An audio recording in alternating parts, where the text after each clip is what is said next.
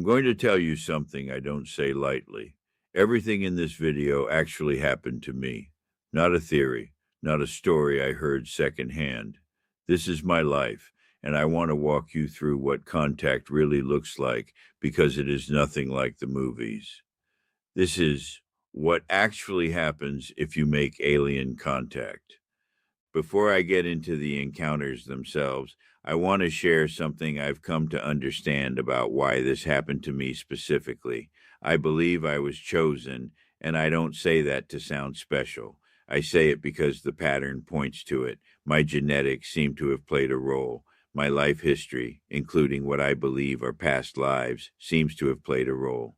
And my suggestibility, my openness to experiences beyond the rigid five senses most people limit themselves to, made me a more accessible candidate for contact than someone who is closed off to that possibility entirely. And then there's the place I grew up, which I think is worth pausing on. I was raised in Salem, Oregon. Salem comes from the same root as the word shalom, peace. I lived on Church Street. My closest friend growing up lived on High Street. My first girlfriend lived on Peace Street. Church, High, and Peace, 3 streets, 3 words, all converging around my early life in a city whose very name means peace. I'm not a person who believes in pure coincidence. I think the ground we're raised on, the names we live among, carry a kind of resonance, and I believe that resonance was part of what made me available for what came next. It started when I was a child, in my own home, in my own bed. That's the part people don't expect. We imagine abduction happening on some lonely highway at night. Mine happened in the place I should have been safest. I remember the room changing, a presence that wasn't human, and then waking up with blood on my pillow. A nosebleed, sudden, with no explanation, no injury, nothing a child does on his own.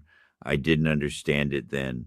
I just knew something had happened to me while I slept, and my body was reacting to something my mind couldn't yet process. The nosebleeds continued for about 2 weeks after that initial experience, and then they stopped completely. I want to be precise about that because I'm not interested in exaggerating this. It wasn't a lifelong pattern. It was a short, intense window where my body seemed to be processing something, and then it resolved. The abductions themselves were not frequent either. These were rare, isolated experiences spread across my life, not a constant presence I lived under. Here's the part that matters most to me, even now. I told my mother about what happened, and she didn't dismiss me. She didn't tell me it was a nightmare and send me back to bed. She believed me. She validated what I experienced at an age when most kids get told they imagined it. That single moment, a parent simply saying, "I believe you," changed how I carried this for the rest of my life. As I got older, I had additional encounters, spaced out, not constant. Some of these experiences I associate with the Andromedans. I want to be careful here, because this wasn't like meeting a stranger. There was an intelligence to it, a sense of being observed and communicated with on a level beyond spoken language. The Andromedan presence I encountered felt advanced, almost serene, like beings who had moved past the kind of conflict and fear that defines so much of human life.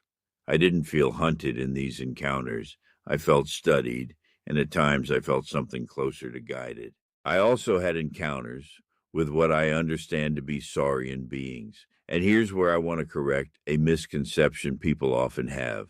These beings were not dangerous to me. In fact, one of the most significant things that ever happened to me came through a saurian encounter. I was going through a period of deep, heavy depression, and during this encounter, I experienced what I can only describe as a medical device, a light blue wing-shaped object that passed over my head 3 times. Each pass made a distinct sound, whoosh, whoosh, whoosh. I don't know the mechanism behind it, but I know the result. That depression, which had been sitting on me like a weight I couldn't lift, was gone, lifted. I came out of that encounter changed, lighter, restored in a way I hadn't been able to achieve on my own. So when people picture the Saurians as purely sinister, I have to push back on that, at least from my own experience. What I received from them was help. One of the most significant chapters of this journey happened for me at Mount Shasta. If you don't know the mountain, I'll just say this. It has a reputation that goes back generations, a place where the veil between what we call ordinary reality and something else feels thin. My experience there wasn't a single isolated event. It was a series of moments where I felt watched, guided, and at certain points directly in contact with something profoundly intelligent and profoundly not human. Shasta changed how I understood my entire life up to that point. It was the place where scattered memories, the bedroom, the nosebleeds, my mother's validation, the blue wing that lifted my depression, growing up in a city literally named for peace, started to connect into something larger, a continuous thread, instead of isolated, confusing incidents. So let me answer the question this video promises. What actually happens if you make alien contact? It is not a single dramatic event with flashing lights and a ship landing in a field, though for some people it may include exactly that. For me, it was a convergence, genetics, past lives, suggestibility, and even the symbolic ground I grew up on that made me available for a small number of returning encounters across a lifetime. Not constant, but significant enough to leave a permanent mark on how I understand reality. Some of those encounters, like the ones with the Andromedans, felt like quiet observation. Others, like the Saurians and that blue wing device, turned out to be the most healing experience of my life. Not every encounter was the same, and I think that's the part people miss most. Contact isn't one thing, it's a spectrum, and not all of it is frightening. I'm not telling you this so you'll simply take my word for it. I'm telling you because I lived it. From a brief childhood window with blood on a pillow, to a device shaped like a wing that pulled me out of darkness, to a mountain that rearranged everything I thought I understood about reality. If any part of this resonates with you, your own unexplained nights, your own unexplained healing, I want you to know what my mother gave me. I believe you. We are not alone, and I don't say that as a hope. I say it as something I have lived through in moments that were rare but real.